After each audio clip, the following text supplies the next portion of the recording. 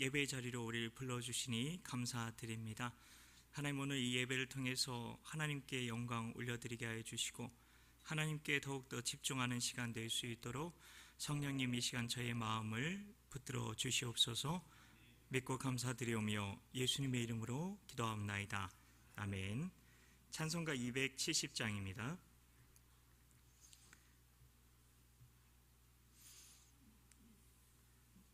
찬송가 270장입니다. 같이 찬양하겠습니다. 찬송가 270장 변찮는 주님의 사랑과입니다. 찬송가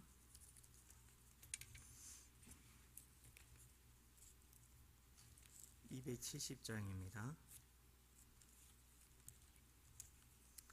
같이 찬양하겠습니다.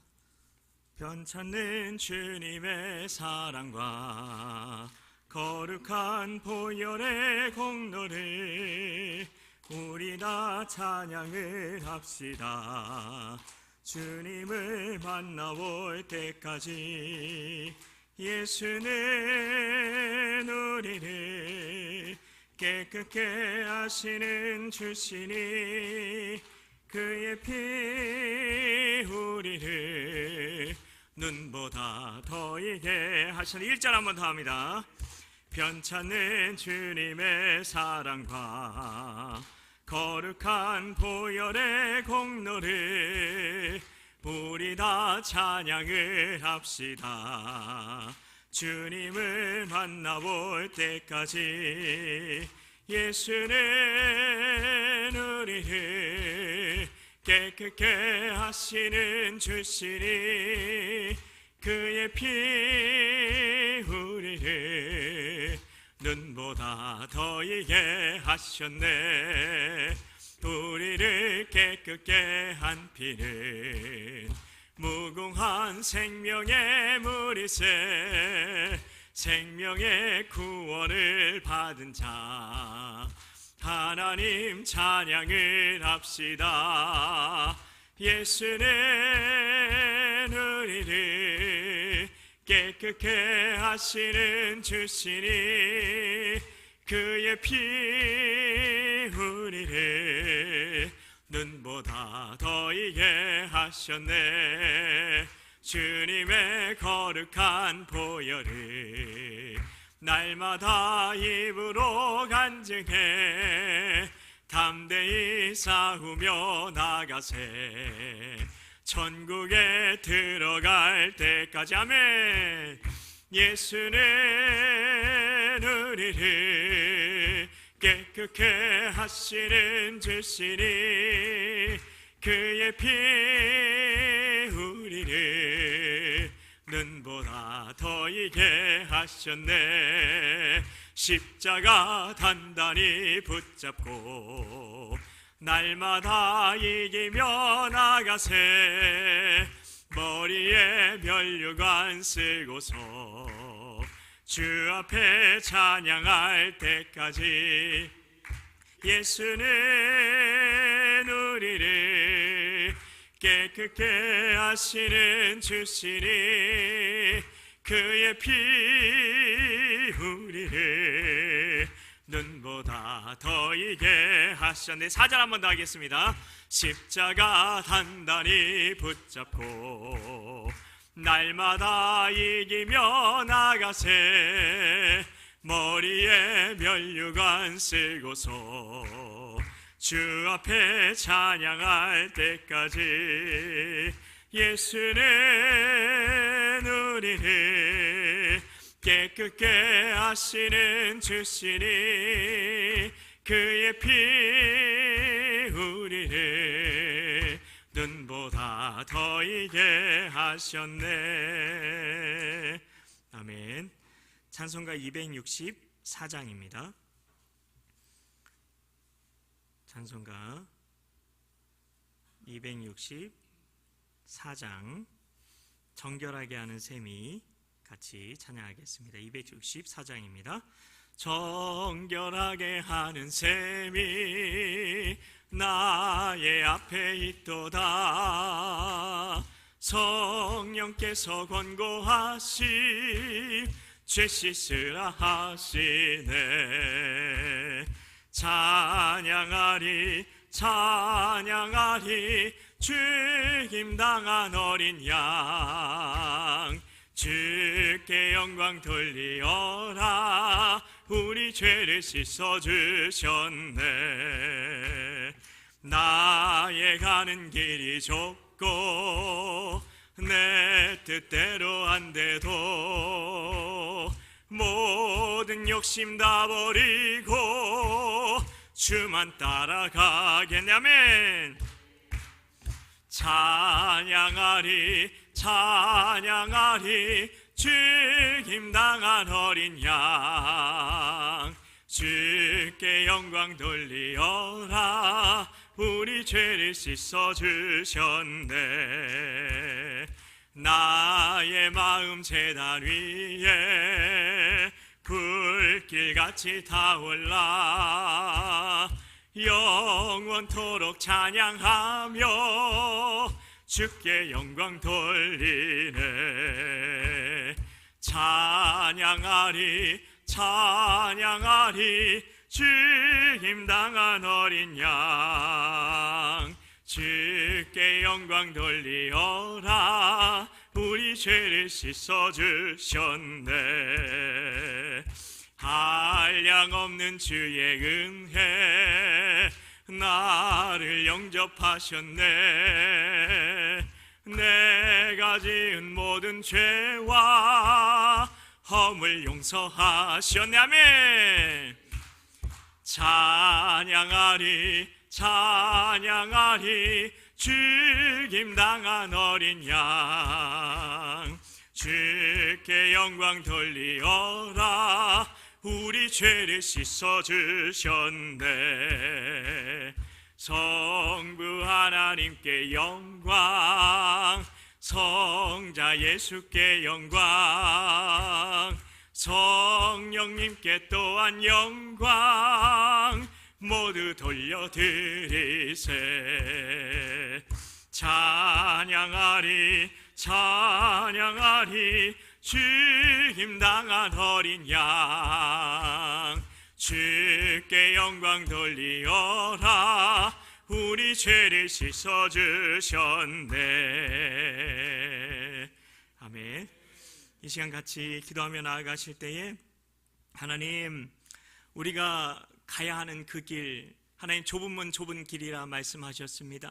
그럼에도 불구하고 하나님, 우리가 모든 욕심 다 버리고 주만 따라가게 하여 주시옵소서.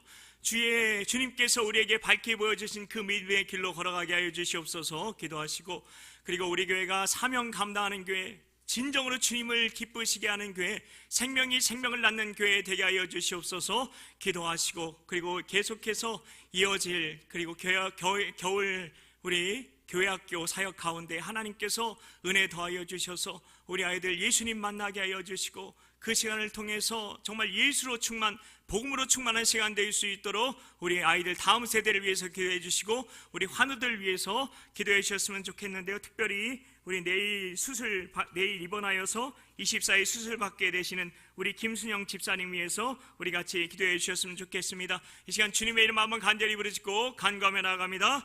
주여.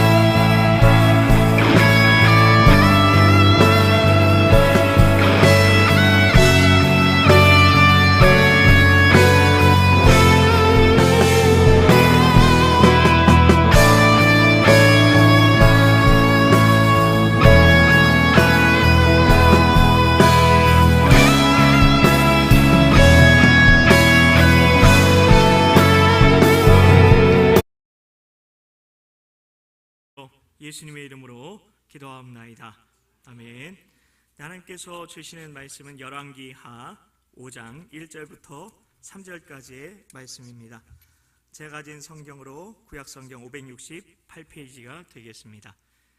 구약 568페이지 열왕기하 5장 1절부터 3절까지의 말씀입니다.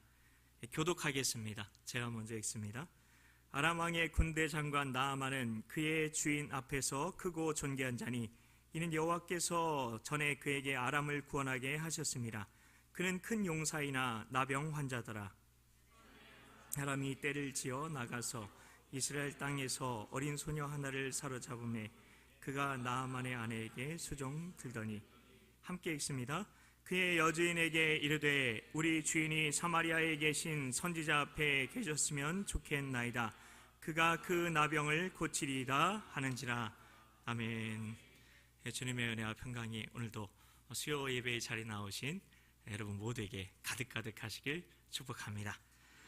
우리가 아주 잘 알고 있는, 우리 어르신들은 잘 알고 있는 영화가 있는데요, 바로 불의 전차라는 영화인데요, 그 주인공 중에 한 명에게 누가 물어봤다고 합니다. 왜 달리십니까? 이렇게 물어봤대요. 왜 달리십니까? 그러자 그는 뭐라고 대답을 했을까요? 1번 너무 달리는 게 좋아서요. 2번 중독이 되어서요. 그렇습니다. 2번. 예. 그는 무엇에 중독이 된 걸까요? 그는 100m 달리기 선수였는데요, 그가 이렇게 탄식했다고 합니다. 만족? 내 나이 24이 되도록 난 만족해 본 적이 없다. 끊임없이 추구하기는 하는데 대체 무엇을 뒤쫓고 있는 건지 모르겠다. 나는 그저 저 눈을 들어 내가 달려야 할 트랙만 노려볼 것이다. 혼자서 10초 안에 달리는 이 순간을 통해 내 존재를 입증해야 하는데 과연 성공할 수 있을까? 이렇게 얘기했다고 합니다. 그리고 어떤 영화 감독은 이런 말을 남겼다고 합니다. 그는 건강이 좋지 않고 영화를 만드는 과정이 너무 힘이 들고 진이 다 빠지는 것 같은데 왜 계속 영화를 만드십니까? 라고 누가 물어보자 그 이유를 이렇게 말했다고 합니다. 일을 멈추면 내 존재를 입증할 수 없잖아요. 우리는 어쩌면 성취를 통해서 내가 살아가는 이유, 내가 존재하는 이유를 증명하려 하고 있지 않나요? 세상은 성취를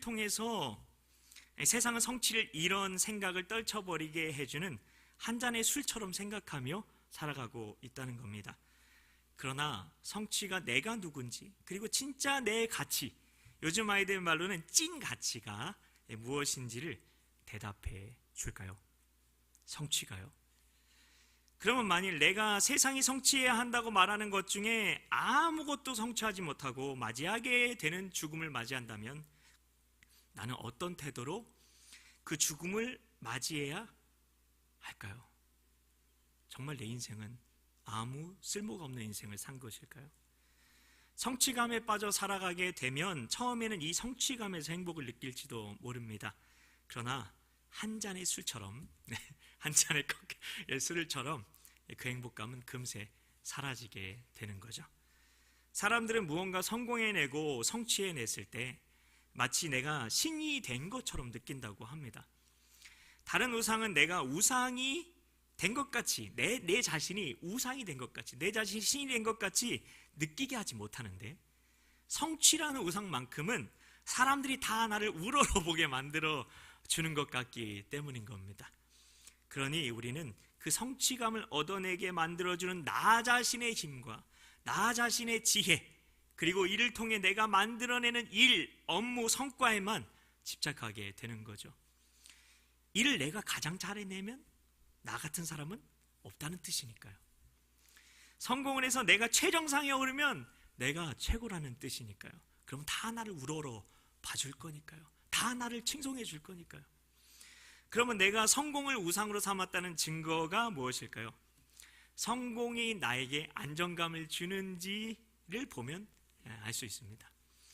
흙수저로 태어난 저와 같은 사람들은 고생이 그러려니 하고 삽니다. 뭐 어쩌겠어 하는 거죠. 그래서 인생이 고달프고 뭐 냉혹하고 그래서 기대하지 않아야 실망도 없다. 뭐 그렇게 알고 살아갑니다.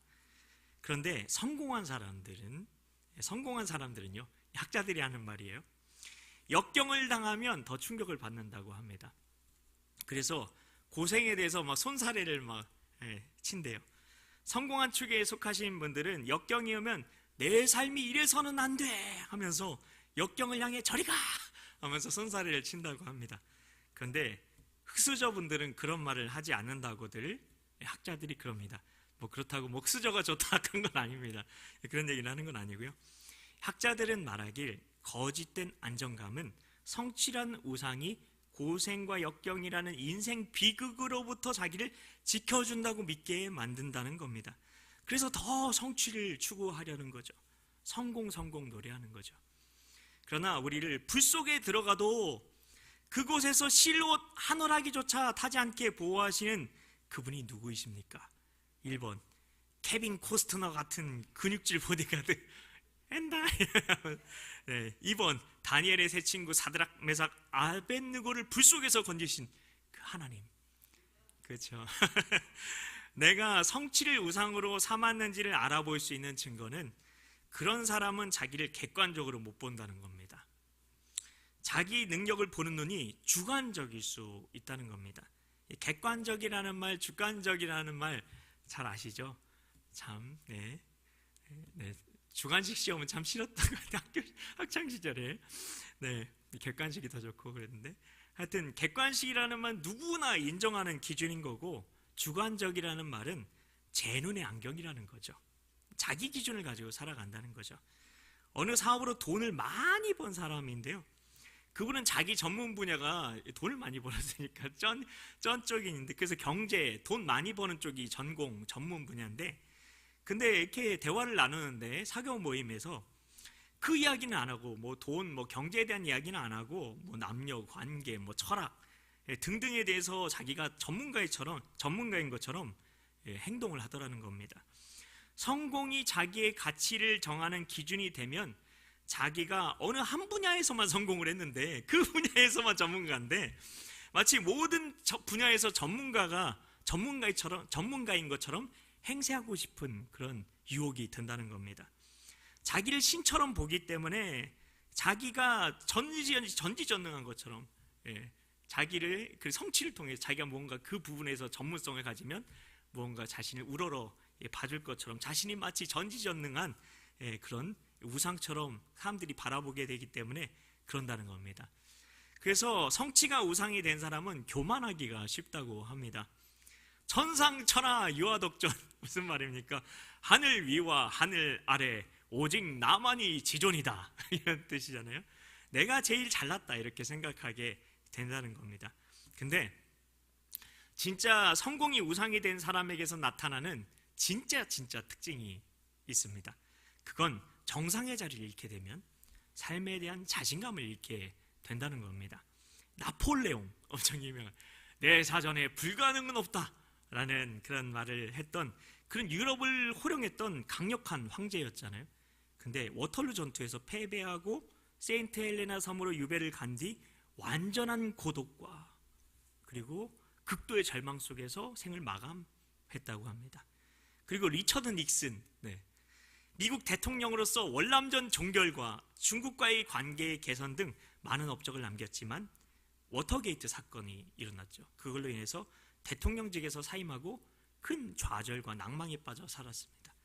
그리고 마이클 펠프스, 되게 유명한 수영 선수잖아요. 근데 역사상 가장 위대한 수영 선수로 기록되고 있는데요. 근데 은퇴 후에 우울증과 약물 의존 문제를 겪으면서 어려움을 겪었고요. 그리고 미국 봅슬레이 국가대표로서 2010년 밴쿠버 동계올림픽 남자 4인승 금메달을 땄던 스티븐 홀콤, 이름도 발음하기 어려워요. 스티븐 홀콤은 지난해 그 뉴욕 올림픽 그 훈련센터에서 약물 및 알코올 과용으로 숨진 채 발견되기도 했습니다. 죽기 며칠 전 그는 인터뷰에서 올림픽 이후에 주목받지 못하는 삶을 살아가지 못하고 있다, 올림픽 이후에 주목받지 못하는 삶을 살아가고 있다고 털어놓았다고 합니다. 우리가 성취라는 우상을 섬기게 되는 이유가 어쩌면 주변에 그 기대를 맞추려고 하고 있기 때문일 수도 있습니다. 늘 쾌활하고 늘 똑부러져야 한다는 주변의 기대 때문일 수 있다는 겁니다. 그러나 진짜 문제는 두 가지인데요. 첫 번째는 내 성취를 통해서 사람들이 나를 바라보는 시선과 평가를 내가 통제할 수 있다고 생각하는 그 생각. 그리고 두 번째는 그것만이 중요한 삶이라는 생각입니다. 성공이라는 우상을 현대인들이 많이 섬기게 된 것은 현대 문화 때문이기도 합니다. 전통 문화에서는 인간을 판단하는 기준이 명예였죠. 명예. 명예는 내가 속한 공동체에서 역할을 잘 감당하기만 하면 누구에게나 다 주어지는 것이었습니다.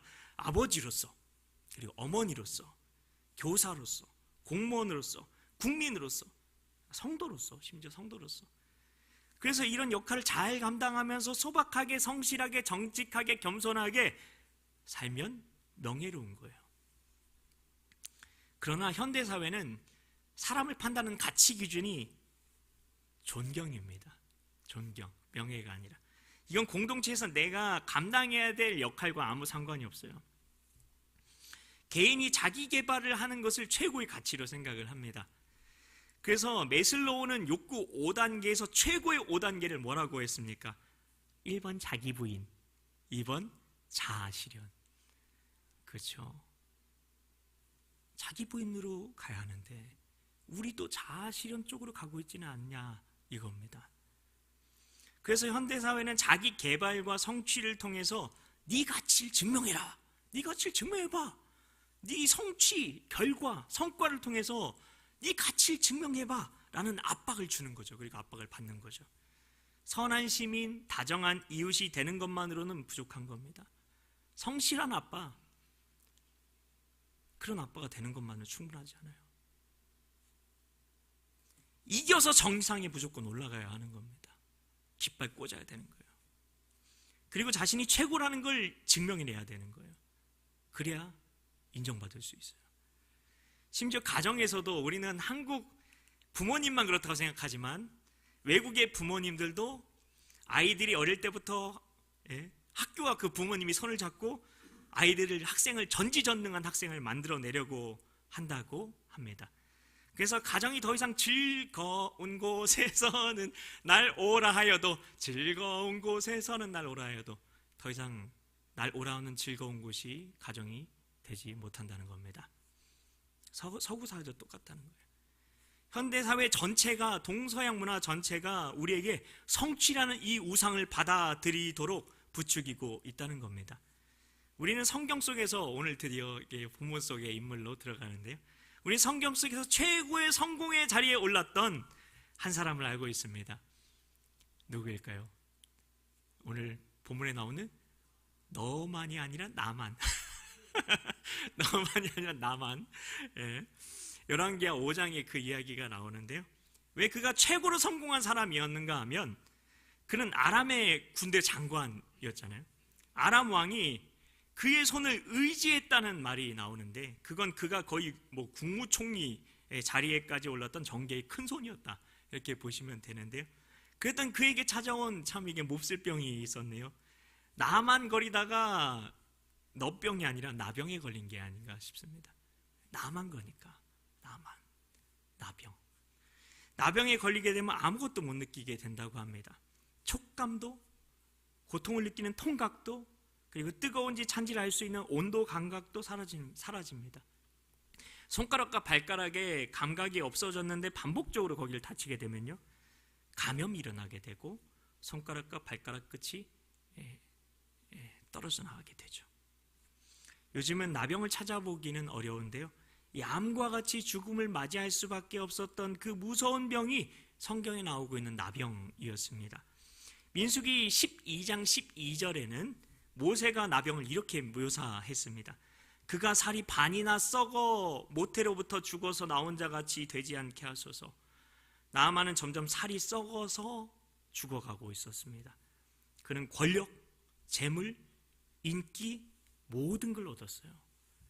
죽음 앞에서는 근데 그 모든 게 자기가 성취한 그 모든 것들이 아무 소용이 없었습니다. 죽음 앞에 서자 이제까지 추구하던 그 성공이 더 이상 그에게 안정감을 주지 못하는 겁니다. 성공 성취가 죽음을 피하게 해주지는 못하니까요. 우리가 왜 성공을 하고 싶어 할까요? 그건 핵심 집단에 들고 싶어서라고 합니다. 요즘 아이들 말로 하면 인싸가 되는 거죠. 네, 안으로 들어간다. 인싸. 네, 성공하면 사교 클럽에도 들어가고 인맥도 쌓을 수 있다고 생각을 하는 겁니다. 중요한 인물들과 관계를 맺을 수 있다고 생각을 하는 겁니다. 그래서 자신이 그렇게 되면 내가 진짜 중요한 인물이 될 수 있다고 생각을 하는 거죠. 성공이 그렇게 해줄 것이라고 성취의 우상은 우리에게 거짓 약속을 새끼손가락 소리 거리 걸고 꼭꼭 약속하는 겁니다. 나아만도 어쩌면 그렇게 살아왔을 수 있다는 겁니다. 그러나 나아만이 걸린 나병이라는 이 질병은 성취라는 우상을 쫓아가게 될 때 우리가 바라는 만족을 가져다 줄 수 없다는 것을 너무나 잘 보여주는 그런 예가 되었다는 것입니다. 꽃들에게 희망을이라는 유명한 책 아시는 분 계시죠? 저도 예전에 그 독서 코칭 저는 그 자격증이 있는데 그걸 따는 과정에서 읽었던 책인데, 이 책에는 애벌레들이 무작정 높은 곳을 향해서 올라가는 이야기가 나옵니다. 성공을 향해서 무작정 올라가는 우리의 이야기를 보여주는 거죠. 주인공 애벌레는 그 끝을 본 애벌레들이 하는 말을 듣게 됩니다. 어떤 말이었냐면 거기는 아무것도 없어. 거기는 아무것도 없어. 성공의 끝에서 허무함을 느끼는 이야기는 책 속의 이야기만이 아니라 우리의 현실 이야기입니다. 가장 성공한 사람들조차 여전히 자기가 인싸가 아니라 아싸, 요즘 아이들 말로 무리 안에 들어오지 못하고 밖에서 기웃거리고 맴돌기만 하는 사람들을 말하는데요, 가장 성공한 사람조차 내가 아싸인 것 같은 느낌을 받기도 한다고 합니다. 그 성공한 사람들이요. 나병이라는 죽음에 이르는 그 질병 앞에서 성공의 금자탑이 우르르 무너지는 것을 경험한 나아만 앞에 아내를 수종들던 여종이 나타납니다. 그리고는 나병을 고칠 수 있는 선지자가 이스라엘에 있다는 이야기를 들려줍니다. 열왕기하 5장 3절입니다. 제가 읽어드리겠습니다. 그의 여주인에게 이르되 우리 주인이 사마리아에 계신 선지자 앞에 계셨더라면 좋았겠습니다. 그가 그 나병을 고치리이다 하는지라. 나아만은 그 여종의 말을 듣고 믿고 엘리사 선지자를 만나러 이스라엘 땅으로 갑니다. 근데 나만 장군을 누구를 찾아갔습니까? 엘리사를 직접 찾아갔나요?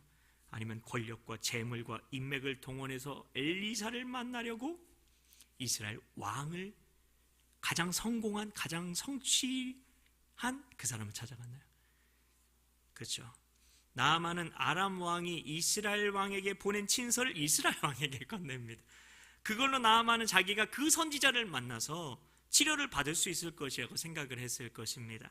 그런 나병도 자기의 성공과 성취를 통해서 극복할 수 있다, 치료받을 수 있다고 생각을 한 거죠.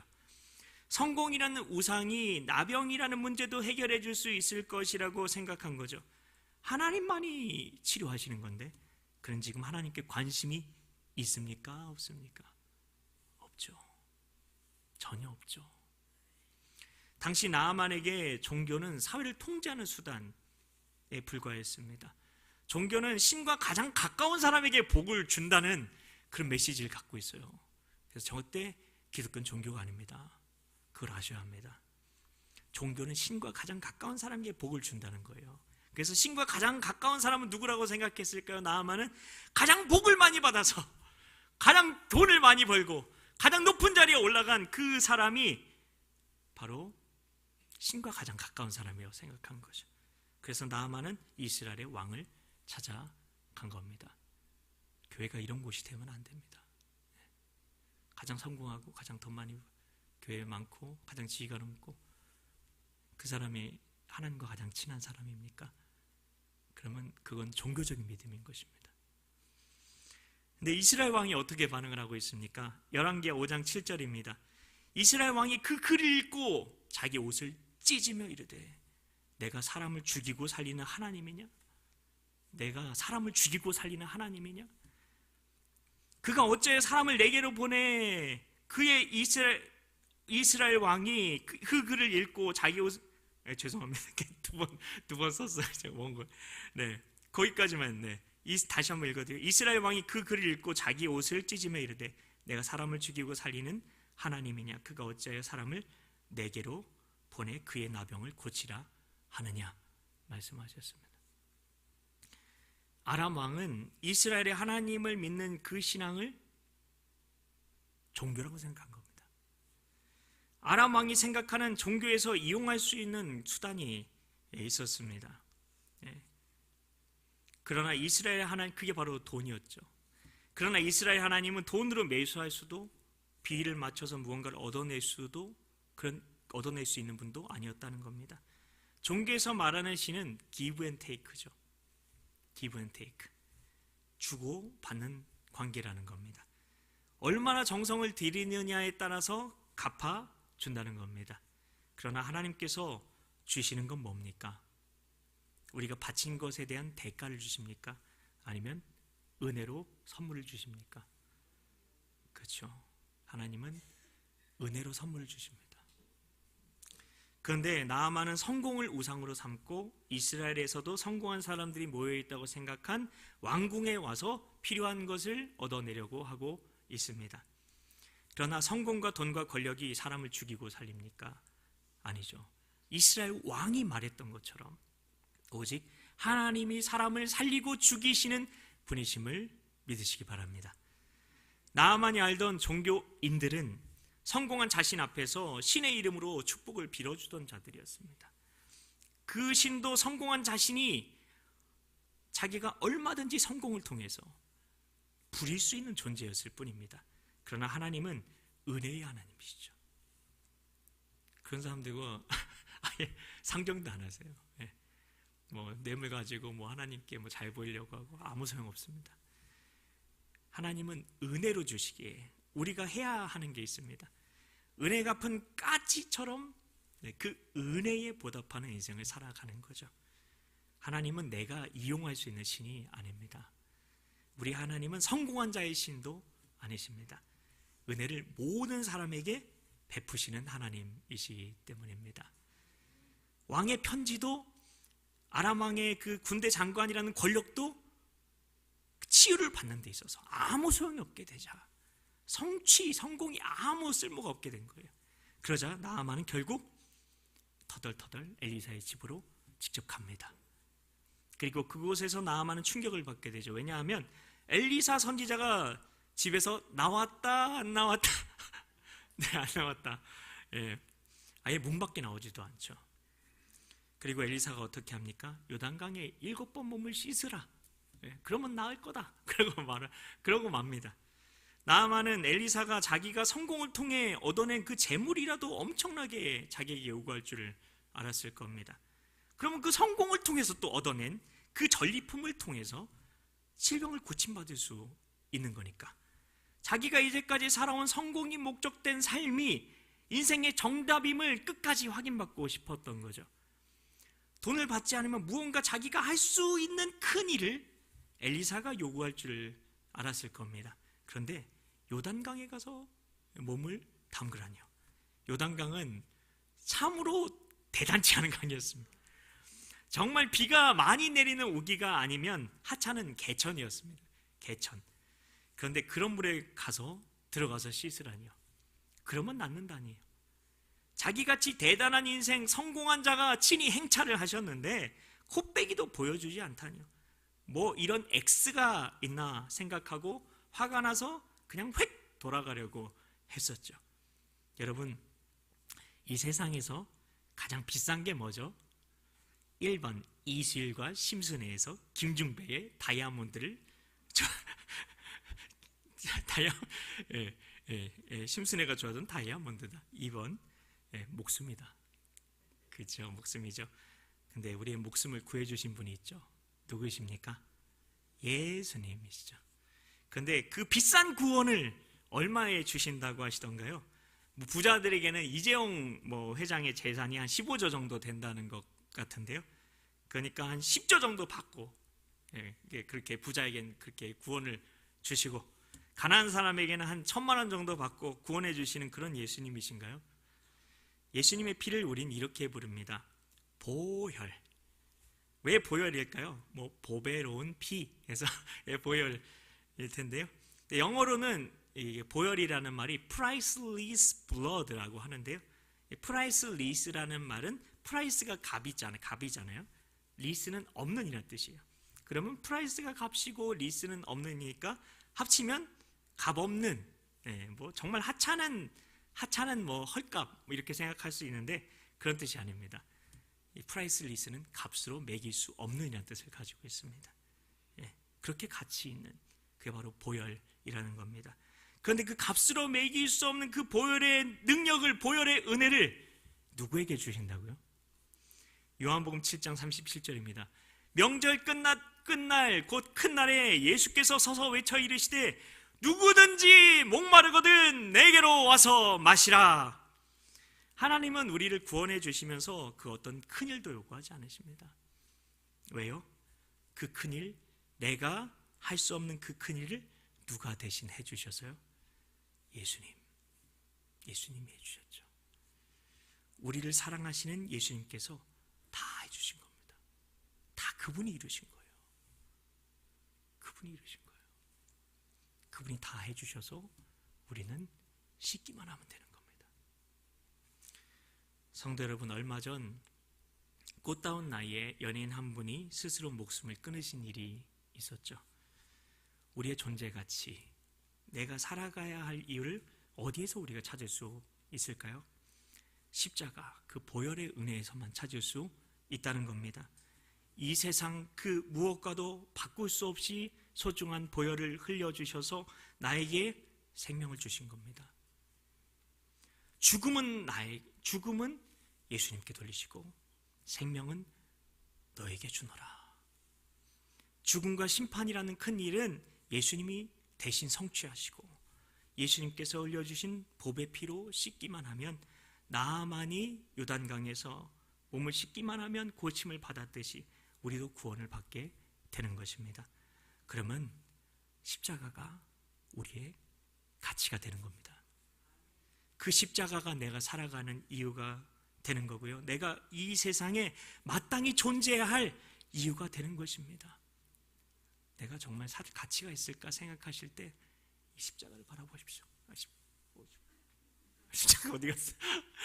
십자가를 바라보십시오. 구원은 내 잘남, 내 힘, 내 지혜, 내 성품, 내 성공으로 얻는 게 아닙니다. 내가 하나님 앞에서 얼마나 아무것도 아닌지 나의 연약함을 인정해야 받는 것이 구원입니다. 그 구원은 예수님께서 힘으로 얻어내신 것이 아닙니다. 그분의 복종과 그분의 섬김과 그분의 희생과 그분의 죽음을 통해 이루어진 겁니다. 하나님은 성공한 사람을 부르지 않으십니다. 하나님은 세상의 약한 것들을 택해서 강한 것들을 부끄럽게 하시고, 미련하고 멸시받는 것들을 택해서 지혜 있는 사람들을 부끄럽게 하시고, 없는 것들을 택하셔서 있는 것들을 폐하신다고 말씀하시는 하나님이십니다. 나의 성공이 내 존재 가치가 아니라 십자가가 내 존재 가치인 것을 믿음으로 고백하심으로 하나님 안에서 내가 살아가야 하는 그 이유를 발견하시길, 그래서 그 성취와 성공이라는 그 우상에게서 자유케 되시길 예수님의 이름으로 축복합니다. 같이 기도하겠습니다. 하나님 아버지, 세상은 성공해서 우리가 존재 가치를 찾을 수 있다고 말합니다.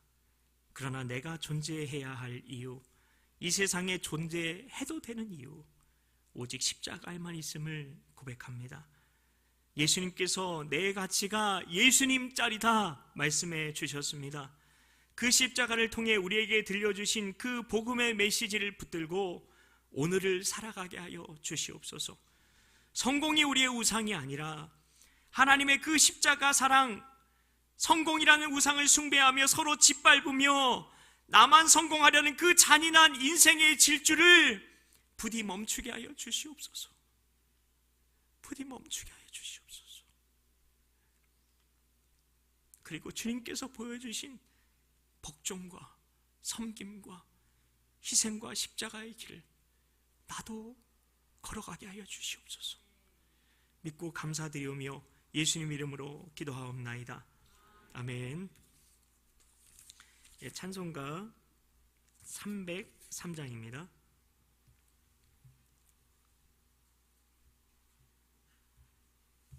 찬송가 303장입니다. 날 위하여 십자가에입니다.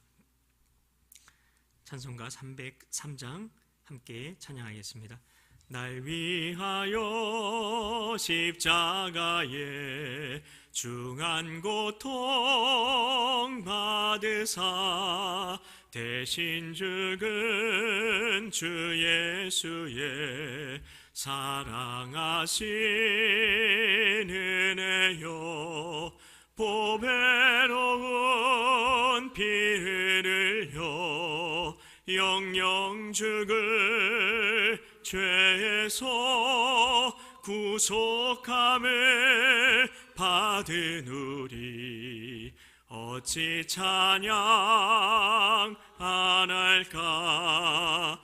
예수 안에 있는 우리 한량없이 즐겁고 주 성령의 위로함이 마음속에 차도다. 전국 음악 소리 같은 은혜로운 그 말씀 끊임없이 듣는 우리 어찌 찬양 안 할까. 이 세상의 모진 풍파 쉬지 않고 불어도 주님 안에 보호받는 우리 마음 편하다. 늘 깨어서 기도하고 저 천국을 바라며 주님만을 기다리니 어찌 찬양 안 할까. 아멘.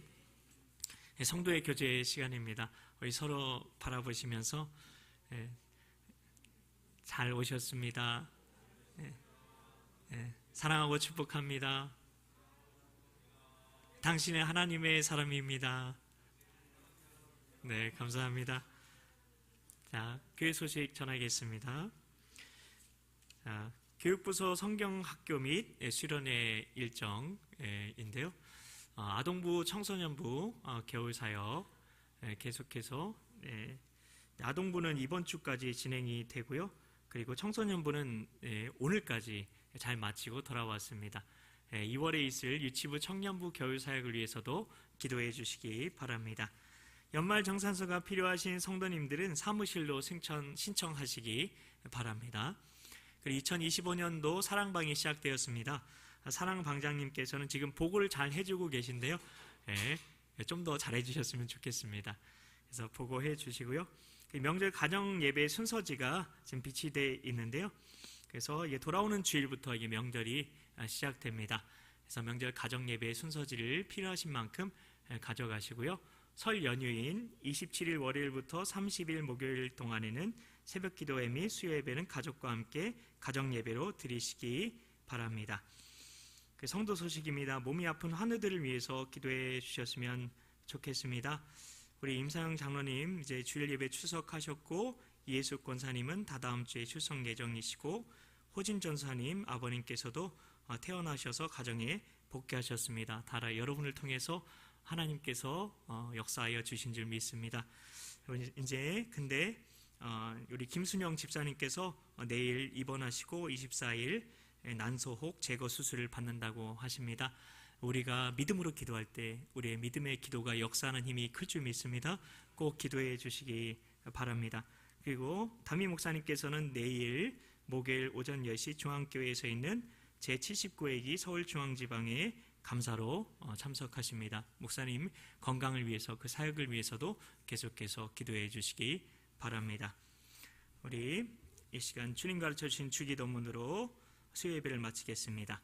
하늘에 계신 우리 아버지, 아버지의 이름을 거룩하게 하시며 아버지의 나라가 오게 하시며 아버지의 뜻이 하늘에서와 같이 땅에서도 이루어지게 하소서. 오늘 우리에게 일용할 양식을 주시고 우리가 우리에게 잘못한 사람을 용서하여 준 것 같이 우리 죄를 용서하여 주시고 우리를 시험에 빠지지 않게 하시고 악에서 구하소서. 나라와 권능과 영광이 영원히 아버지의 것입니다. 아멘. 이 시간 기도하며 나아가실 때에 오늘 말씀 생각하시면서 정말 내가 그 성공을 위해서 살아갔는지 아니면 하나님께서 나에게 십자가를 통해 베풀어 주신 그 은혜를 기억하고 그 은혜를 전하는 삶을 살았는지 한번 돌아보셨으면 좋겠고요. 그리고 우리 김순영 우리 집사님 내일 입원하셔서 24일 수술하시게 되는데 우리 김순영 집사님 그 수술 가운데 하나님께서 그 모든 수술 과정 가운데 하나님께서 온전히 집도하여 주시도록 하나님께서 온전히 깨끗하게 혹이 제거될 수 있도록 하나님께서 집도하시는 의사의 손을 온전히 붙들어 주시도록 또한 기도하셨으면 좋겠고요. 그 외에 각자 가지고 나오신 기도 제목 가지고 기도하시다가 돌아가시겠습니다. 이 시간 주님의 이름 한번 간절히 부르짖고 간구하며 나아갑니다. 주여